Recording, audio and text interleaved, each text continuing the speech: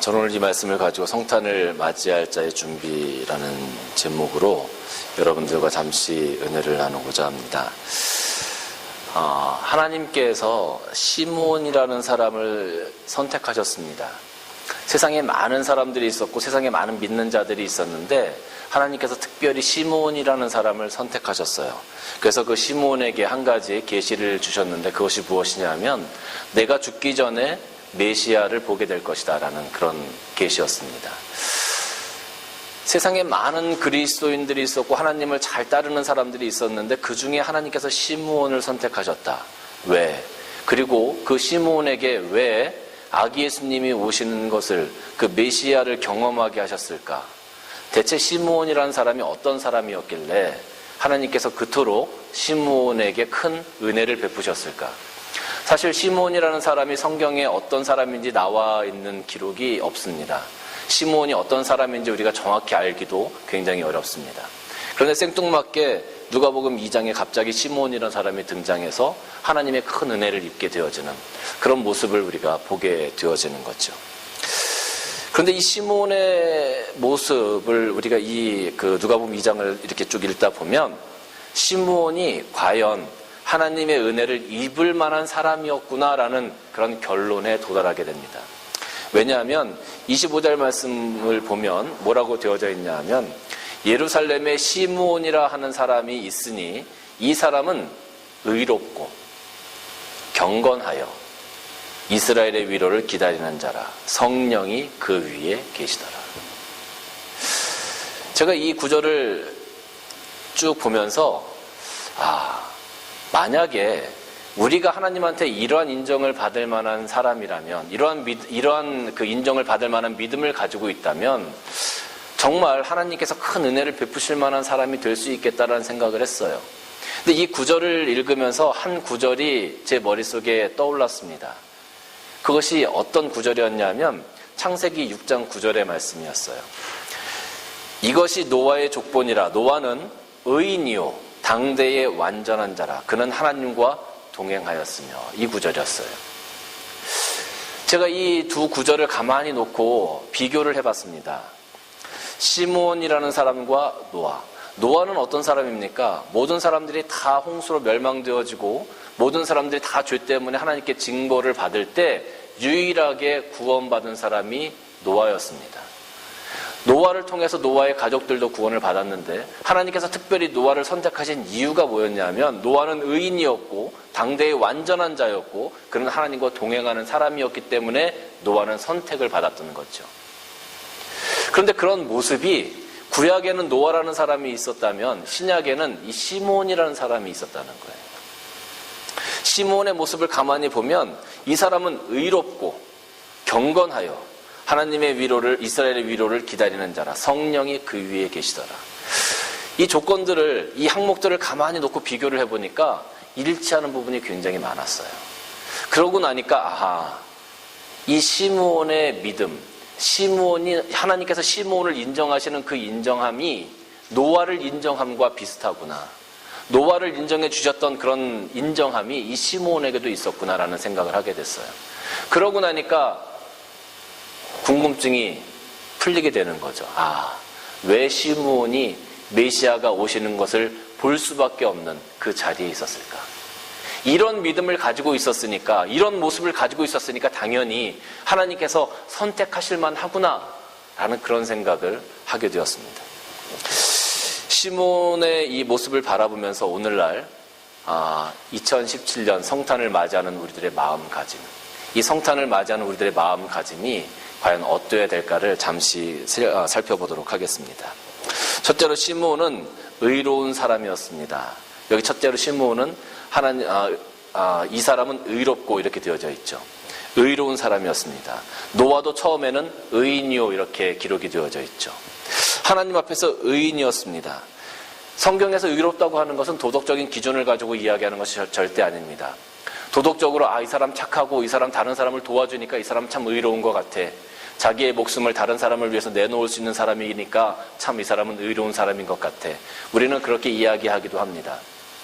그래서 성경에서 이야기하는 의롭다는 개념은 전혀 다른 개념입니다. 성경에서는 그 누구도 의로울 수 없다라고 얘기합니다. 모든 사람들은 다 죄 아래 있기 때문에 우리는 다 죄인일 수밖에 없는 것이죠. 우리는 결코 의인의 모습을 가질 수가 없습니다. 하나님께서는 우리를 의인으로 인정해 주시지 않아요. 우리는 다 원죄라는 것을 가지고 있고 그 죄로부터 태어난 존재이기 때문에 우리는 죄 아래에 있는 사람들이기 때문에 그렇습니다. 이런 우리가 하나님 앞에 의롭다고 인정함 받을 수 있는 길이 한 가지가 있습니다. 고린도전서 6장 11절 말씀 보니까 너희 중에 이와 같은 자들이 있었더니 주 예수 그리스도의 이름과 우리 하나님의 성령 안에서 씻음과 거룩함과 의롭다 하심을 받았느니라 라고 기록하고 있어요. 주 예수 그리스도의 이름과 우리 하나님의 성령 안에서 씻음과 거룩함과 의롭다 하심을 받았다. 우리가 스스로 무엇을 해서 의롭게 된 것이 아니라 의롭다 하심을 받았다. 능동적으로 무엇을 할 수 있는 것이 아니라 이것은 완전히 수동적으로 하나님께서 우리에게 주어주시는 것이죠. 그러니까 우리가 할 수 있는 것이 없어요. 스스로 의롭게 된 것이 아니라는 거죠. 우리는 스스로 의롭다는 스스로 의롭다고 할 만큼 우리는 무엇을 할 수가 없어요. 이 의롭다고 일컬음 받는 것은 오직 하나님의 은혜에 의해서 예수 그리스도의 보혈에 의해서 우리는 깨끗게 되어지고 거룩해 되어지고 의롭게 되어지는 것입니다. 내 스스로 의롭게 될 수 없다는 것이죠. 이것은 마치 물에 빠져서 죽어가는 사람이 자기를 위해서 아무것도 할 수 없는 것처럼, 정말로 누군가 그 구명보트가 와서 건져주지 않으면, 누군가 나에게 그 구명줄을 던져주지 않으면 살아날 수 없는 것처럼, 내 스스로를 위해서는 아무것도 할 수 없는 것처럼, 그런 상태의 모습이라고 할 수 있어요. 우리는 스스로 의롭게 될 수가 없는 거죠. 하나님께서 전적으로 우리에게 그 은혜를 베풀어 주시지 않으면 우리는 의롭게 될 수가 없습니다. 예수님께서 나를 위해서 이 땅에 오셔서 돌아가셨다는, 십자가에 달려 죽으셨다는 그 믿음, 그것을 믿는 믿음이 있어야 우리는 의롭게 될 수 있습니다.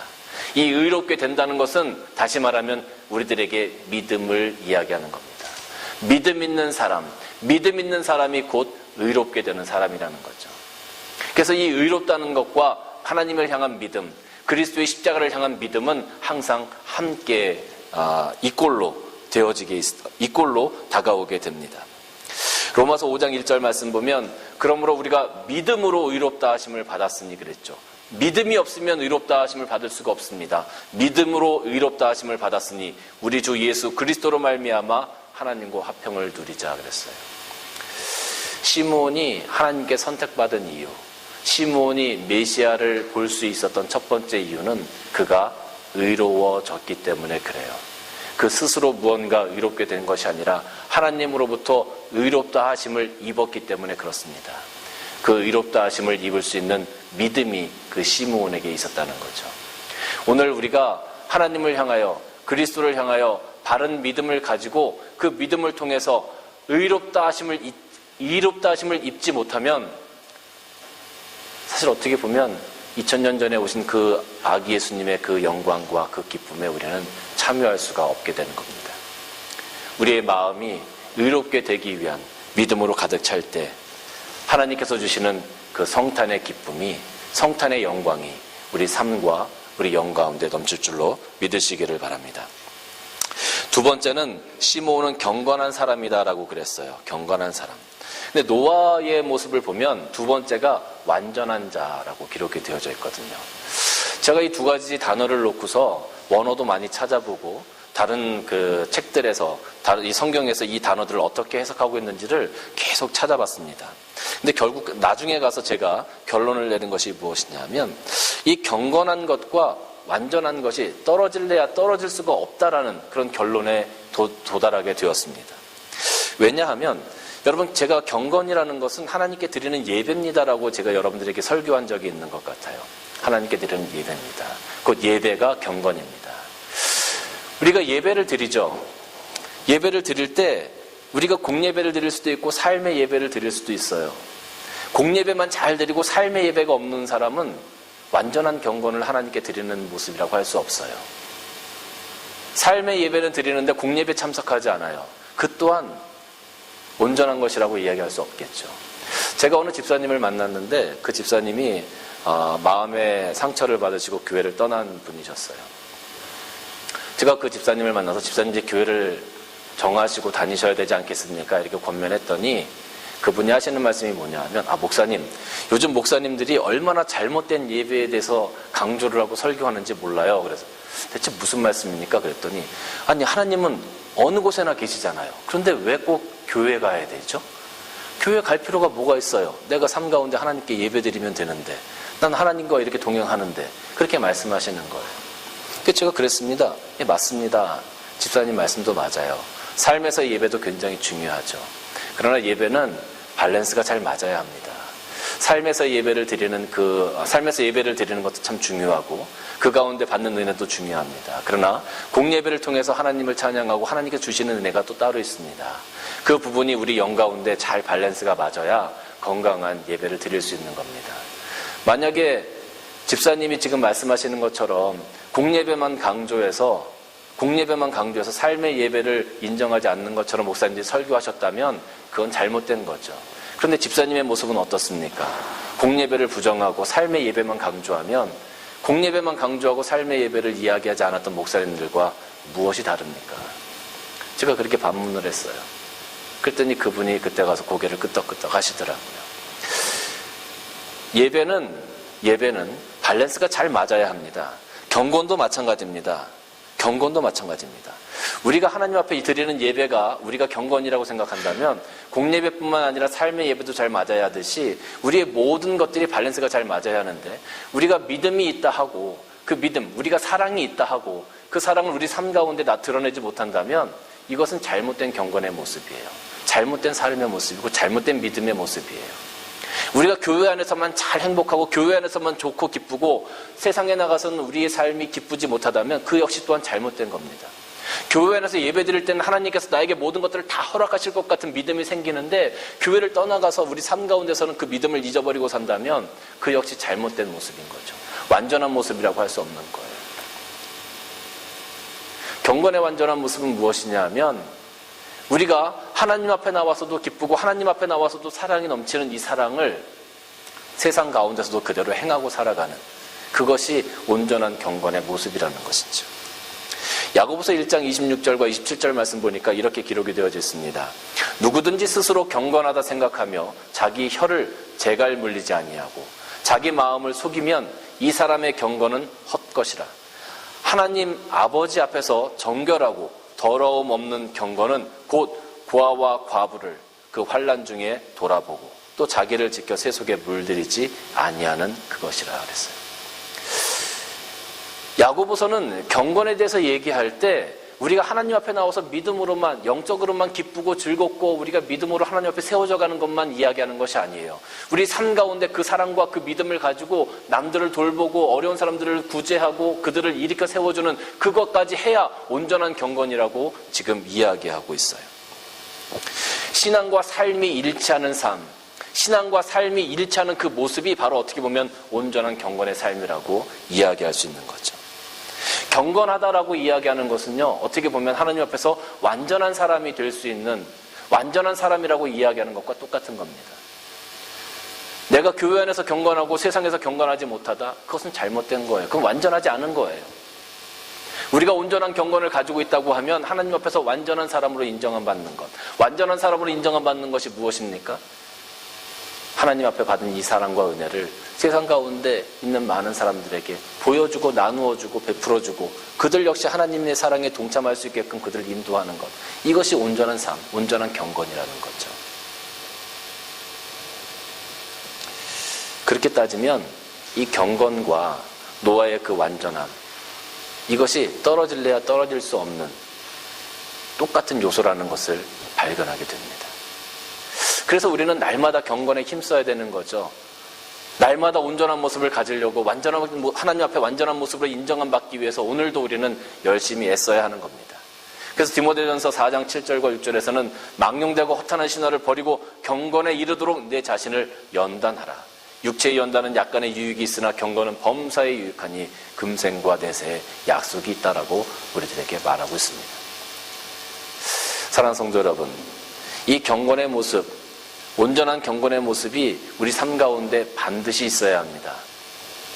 교회 내에서만 신앙인이 아니라 교회 밖에서도 신앙인의 모습으로, 교회 안에서만 좋은 모습이 아니라 교회 밖에서도 좋은 모습으로, 우리끼리만 좋은 모습이 아니라 이 세상을 품고 나갈 수 있는 그런 신앙의 모습, 그런 경건의 모습을 가지고 오늘 우리가 살아간다면 아마 우리 역시 이 시몬처럼 이 땅에 오신 아기 예수님의 그 영광과 기쁨에 함께 동참할 수 있는 그런 자격을 갖게 되는 거라고 생각이 듭니다.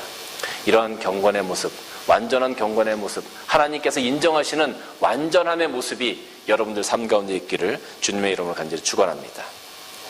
세 번째는 시므온은 성령이 위에 계신 사람이었습니다. 성령이 위에 계신 사람, 노아의 표현을 보면 하나님과 동행하는 사람이라고 표현이 되어져 있어요. 하나님과 동행한다라는 것, 우리가 동행이라고 생각하면 함께 걸어가는 것을 이야기해요. 그런데 하나님께서 우리와 함께 발 맞춰서 걸어가시고 정말 발자국을 남기시고 그러진 않으시죠. 동행한다라는 것은 어떻게 보면 우리와 함께 하신다는 의미예요. 함께 하신다는 것. 성령께서 함께 하시는, 성령이 위에 계신 사람, 하나님과 함께 하는 사람, 결국은 동행하는 자라는 것이죠. 우리와 함께 하시는 사람, 아까 우리 아이들에게 제가 문제를 냈습니다만 하나님이 우리와 함께 하시는 그 임마누엘의 하나님을 늘 경험하면서 살아갔던 사람이 바로 시므온이었다라는 것이죠. 하나님은 오늘 이 순간도 우리와 함께 하십니다. 많은 사람들이 어려움과 고난 가운데서 하나님 대체 어디 계십니까? 왜 나를 혼자 내버려 두십니까? 라고 질문을 하고 반문을 합니다. 그러나 하나님은 우리를 결코 혼자 내버려 두시는 분이 아닙니다. 요한복음 14장 18절 말씀 보면 내가 너희를 고아와 같이 버려두지 아니하고 너희에게로 오리라라고 주님께서 말씀하십니다. 주님은 항상 우리와 함께 하시고 항상 내 옆에 계시고 내가 힘들고 어려울 때 오히려 우리를 업고 다니시는 그런 분이세요. 그럼에도 불구하고 많은 사람들이 하나님 어디 계십니까? 라고 반문하는 오늘 세대를 보면 정말로 하나님을 향한 믿음이 참 부족한 세대가 되었다라는 것을 생각하게 되어집니다. 하나님과 함께하는 삶 굉장히 중요하죠. 근데 문제는 하나님께서 우리와 함께 하실 때 우리가 하나님의 그 마음과 생각에, 하나님의 그 섭리와 계획에 발맞춰 나가는 것이 굉장히 중요합니다. 제가 예전에 어떤 다큐멘터리를 하나 보는데 거기에 어떤 내용이었냐면 소들을 큰 축사에서 키우는데 소들을 축사에서 키우다 보니까 운동을 시켜야 될 것 아닙니까? 근데 소들을 운동시킬 만한 그 공간이 마땅치가 않은 거예요. 그러니까 소들을 어떻게 운동을 시키냐 하면 이 소 축사 위에 둥그렇게 큰 이 쇠파이프로 원을 달아놔요. 그리고 그 원에다가 모터를 하나 이렇게 달아놓습니다. 그리고 소 코에다가 고삐를 해서 줄을 연결해가지고 그 원에다가 이렇게 딱 소를 달아놓는 거예요. 그럼 모터가 이렇게 돌아가니까 소들이 어쩔 수 없이 거기에 따라서 움직이는 거예요. 계속 이렇게 원을 돌면서 빙글빙글빙글. 그렇게 운동을 시키는 것을 본 적이 있어요. 그런데 참 재밌는 장면이 있었는데 그게 뭐냐면 빙글빙글 돌면 소들이 줄이 끌려지니까 이렇게 걸어갈 것 아닙니까? 그런데 그것보다 앞서가려고 하는 소가 있어요. 앞서가려고 하는. 줄이 당기는 대로 가면 되는데 그 줄보다 앞서가려고 하는 소가 있어요. 그러니까 소가 앞서가려고 하니까 어떻게 되겠어요? 얼굴이 이렇게 쳐들려가지고 이렇게 그 줄보다 앞서가려고 하니까 고개가 쳐들려서 그 아픔 가운데서도 계속 앞서가는 거예요. 그걸 보면서 고개를 조금만 숙이고 조금만 발걸음을 늦추면 편안하게 운동을 할 수 있을 텐데 왜 저럴까? 또 다른 소의 모습이 있었습니다. 어떤 소의 모습이 있었냐면 앞에서 끌 때 안 가려고 애쓰는 소가 있어요. 안 가려고 애쓰는 소. 운동하기 싫다는 거죠. 그런데 이 모터의 힘이 그 소의 힘보다 크니까 안 갈 수가 없잖아요. 그러니까 코에서 막 피가 질질 나는 거예요. 안 가려고 애쓰는데 막 끌려가는 거예요. 어쩔 수 없이. 고개를 땅에 파묻고 막 안 가려고 합니다. 그 모습을 보면서 하나님과 동행한다는 것, 하나님과 동행한다는 것도 저런 모습이 아닐까.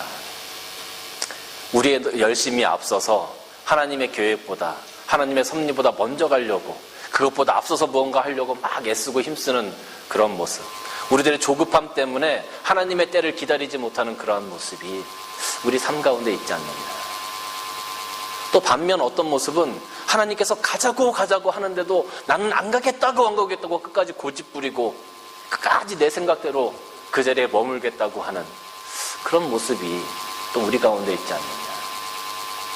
가장 좋은 것은 하나님께서 기뻐하시는 그 순리대로 우리들의 발걸음을 옮겨 나아간다면 그것이 참 좋은 모습일 텐데, 그것이 참 동행하는 모습이 될 텐데 우리가 그렇게 하지 못한다라는 생각을 간혹 해봤습니다. 사랑하는 성도 여러분, 하나님과 동행하는 것이 때로는 쉽지 않을 수 있습니다. 왜냐하면 내가 하기 싫은 것을 하나님께서 우리에게 요구하실 수도 있거든요. 때로는 우리들의 마음이 너무 조급해지거든요. 저도 예전에 호주에 처음에 와서 벌써 15년 전 된 이야기입니다만 학생 비자로 여기서 이제 머물 때였습니다. 학생 비자로 머물 때였으니까 여러 가지로 불안한 상황이었고, 비자 문제도 사실 이제 외국에서 살기 위해서는 비자 문제가 제일 크지 않습니까? 비자 문제도 해결이 좀 돼야 되는데, 그 당시에 제가 이제 머물렀던 교회에서는 저의 비자를 해결해 줄 수 있는 상황이 되지 않았었습니다. 그러니까 마음이 굉장히 급해지는 부분이 있더라고요. 나중에는 이제 다 포기를 하고 한국으로 돌아가려고 생각을 하는 데까지 갔습니다만, 그 전까지는 이 비자의 문제를 어떻게 해결할까 때문에 굉장히 마음이 급해지는 거예요. 나도 모르게. 하나님을 의지해야지 하면서도 나도 모르게 자꾸 급해지는 저 자신을 발견하게 되더라고요. 하나님과 동행한다는 것이 생각보다 쉽지가 않습니다. 내 마음 가운데 조급함이 생겨지기 시작하면 그 조급함을 우리가 끌 수가 없어요. 조급함을 붙잡을 수가 없어요. 조급함이 막 생겨지기 시작하면 나도 모르게 모든 생각이 거기 집중돼서 자꾸 발걸음이 빨라지는 겁니다. 하나님의 때를 기다리기가 굉장히 어려워져요. 근데 중요한 것은 아브라함에게 하나님께서 자녀를 약속하시고 100세가 될 때에 이삭을 주셨어요. 아브라함은 사실 하나님 앞에서 인내함으로 믿음으로 그것을 기다려야 됐었던 것이죠. 그런데 아브라함 마음 가운데 조급함이 자꾸 생기는 거예요. 그러다 보니까 하갈을 통해서 이스마엘을 얻게 됐죠. 사람의 마음은 다 그렇습니다. 이 조급함을 붙잡기 굉장히 어려워요. 그런데 하나님과 동행한다는 것은 하나님의 때를 기다리는 겁니다. 하나님께서 여러분들을 향한 그 섭리의 때 분명히 하나님께서 정해두고 계시거든요. 그때를 기다리시고 그때를 맞춰서 하나님과 함께 발걸음을 옮겨 나가신다면 하나님께서 여러분들의 삶을 통하여 또 여러분들에게 주시는 그 은혜가 아브라함에게 주신 그 은혜보다 더 클 줄로 믿으시기를 바랍니다. 나의 것을 고집하면서 기다리고 나의 것을 고집하면서 하나님을 따라가지 않겠다고 고집 부릴 필요도 없습니다. 하나님과 동행하면서 그 말씀에 비추어서 우리들의 삶과 발걸음을 옮겨가는 것이 가장 지혜로운 길일 것입니다. 하나님과 동행을 함께하면 절대로 넘어지지 않습니다. 넘어질 수가 없습니다. 시편 말씀 보면 주의 말씀은 내 발의 등이요 내 길의 빛입니다 라고 고백하고 있습니다. 그 어두운 길을 갈 때 내 등에 빛이 있고 내 발등에 등이 있고 내 앞길에 빛이 있다면 우리는 결코 넘어지지 않겠죠. 하나님께서는 항상 우리에게 빛과 등불처럼 우리와 동행하시는 분임을 믿으시기를 바랍니다. 오늘 성탄을 바라보면서 저는 여러분들이 이 시므온과 같은 믿음으로 오늘 우리에게 오시는 아기 예수님을 바라보시기를 바랍니다. 아기 예수님의 그 영광을 바라보며 그 은혜에 참여할 수 있는 사람들, 또 그 기쁨을 누릴 수 있는 사람은 이 시므온과 같이 준비된 사람들이라는 것이죠. 세상에 많은 사람들이 있었습니다. 그러나 그 자리에 참석한 사람은 몇 되지 않습니다. 예수님이 오셨을 때 그 메시아를 바라보며 기쁨으로 영광 돌렸던 사람은 몇 되지 않습니다. 예수님이 태어나실 때 동방박사 3사람과 목자들 그 사람들이 그 자리에 있었습니다. 제가 우리 아이들에게 아까 설교한 것처럼 너희들도 여기 있었으면 좋겠다라고 이야기했지만 오늘 여러분들의 모습도 오늘 이 땅에 오시는 그 아기 예수님의 탄생하시는 그 자리에 영광으로 참여하실 수 있는 준비가 되어서 하나님께서 여러분들에게 너희들에게도 우리들에게도 그 아기 예수님의 영광을 보여주겠다고 선포하실 수 있는 여러분들이 다 되어지시기를 주님의 이름으로 간절히 축원합니다.